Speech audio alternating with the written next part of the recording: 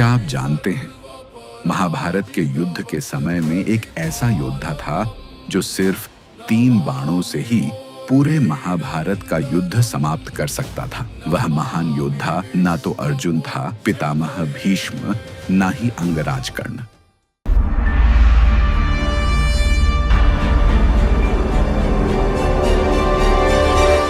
यह अपूर्व कहानी मध्यकालीन महाभारत के युग से आरंभ होती है, जहां एक महान योद्धा ने अपने वचन के लिए स्वयं का शीश दान कर दिया और बाद में वह श्री श्याम बाबा के नाम से विख्यात हुए।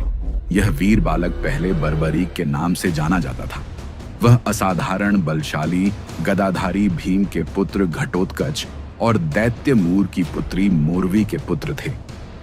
बचपन से ही बर्बरीक अत्यंत वीर और महान योद्धा थे।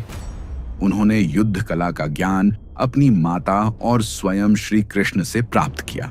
अपनी कठोर तपस्या से उन्होंने नव दुर्गा को प्रसन्न किया, जिनसे उन्हें 3 अमोघ बाण प्राप्त हुए। इसी कारण वे 3 बाणधारी के नाम से प्रसिद्ध हुए। इसके अतिरिक्त अग्निदेव ने प्रसन्न होकर उन्हें एक ऐसा शक्तिशाली धनुष प्रदान किया जो उन्हें तीनों लोकों में विजयी बनाने में सक्षम था।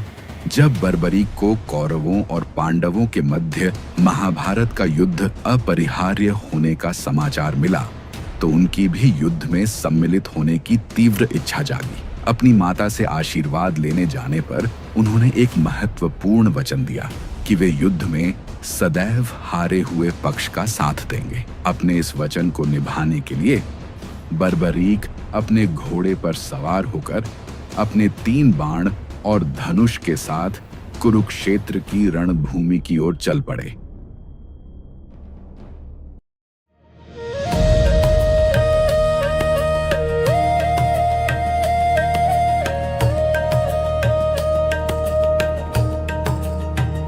रणभूमि की ओर जाते समय सर्वव्यापी श्री कृष्ण ने ब्राह्मण भेष धारण कर बर्बरीक के बारे में जानने के लिए उन्हें रोका और यह जानकर उनकी हंसी उड़ाई कि वह मात्र 3 बाण से युद्ध में सम्मिलित होने आया है।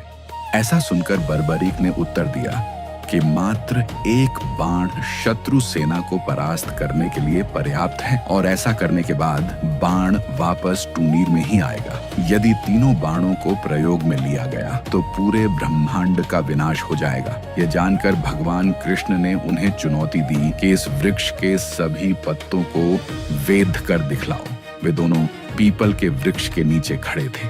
बर्बरीक ने चुनौती स्वीकार की और अपने तूणीर से एक बाण निकाला और ईश्वर को स्मरण कर बाण पेड़ के पत्तों की ओर चलाया। बाण ने क्षण भर में पेड़ के सभी पत्तों को वेध दिया और श्री कृष्ण के पैर के इर्द गिर्द चक्कर लगाने लगा, क्योंकि एक पत्ता उन्होंने अपने पैर के नीचे छुपा लिया था। बर्बरीक ने कहा कि आप अपने पैर को हटा लीजिए, अन्यथा ये बाण आपके पैर को भी वेध देगा।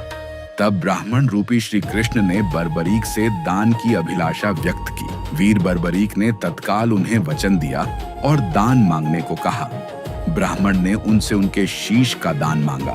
बर्बरीक क्षण भर के लिए अचंभित हुए, पर वह अपने वचन से अडिग नहीं हो सकते थे। उन्होंने कहा कि एक साधारण ब्राह्मण इस प्रकार का दान नहीं मांग सकता।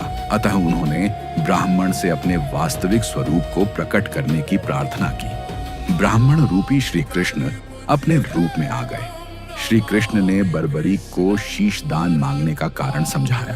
युद्ध आरंभ होने से पूर्व युद्ध भूमि के पूजन के लिए तीनों लोकों के सर्वश्रेष्ठ क्षत्रिय के शीश की आहुति देनी होती थी और इसलिए वे ऐसा करने के लिए विवश थे। बर्बरीक ने उनकी बात स्वीकार की और उनसे अंत तक युद्ध देखने की प्रार्थना की। श्री कृष्ण ने उनकी यह इच्छा स्वीकार कर ली। इस महान बलिदान से प्रसन्न होकर श्री कृष्ण ने बर्बरीक को युद्ध में सर्वश्रेष्ठ वीर की उपाधि से अलंकृत किया। उनका शीश युद्ध भूमि के समीप ही एक पहाड़ी पर स्थापित किया गया, जहां से बर्बरीक संपूर्ण युद्ध का जायजा ले सकते थे। फाल्गुन माह की द्वादशी को उन्होंने यह दान दिया। इस प्रकार वे शीश के दानी कहलाए। महाभारत युद्ध की समाप्ति पर पांडवों में ही आपसी विवाद होने लगा कि युद्ध में विजय का श्रेय किसको जाता है। श्री कृष्ण ने उनसे कहा, बर्बरीक का शीश संपूर्ण युद्ध का साक्षी है, अतएव उससे बेहतर निर्णायक भला कौन हो सकता है। सभी इस बात से सहमत हो गए और पहाड़ी की ओर चल पड़े। वहां पहुंचकर बर्बरीक के शीश ने उत्तर दिया कि श्री कृष्ण ही युद्ध में विजय प्राप्त कराने में सबसे महान पात्र हैं। उनकी शिक्षा, उपस्थिति, युद्ध नीति ही निर्णायक थी। उन्हें युद्ध भूमि में सिर्फ उनका सुदर्शन चक्र घूमता हुआ दिखाई दे रहा था, जो शत्रु सेना को काट रहा था।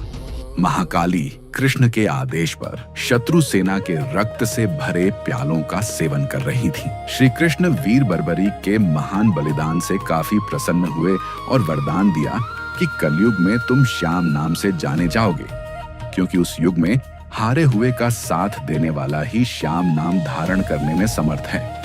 उनका शीश खाटू नगर, वर्तमान राजस्थान राज्य के सीकर जिला में दफनाया गया था, इसलिए उन्हें खाटू श्याम बाबा कहा जाता है।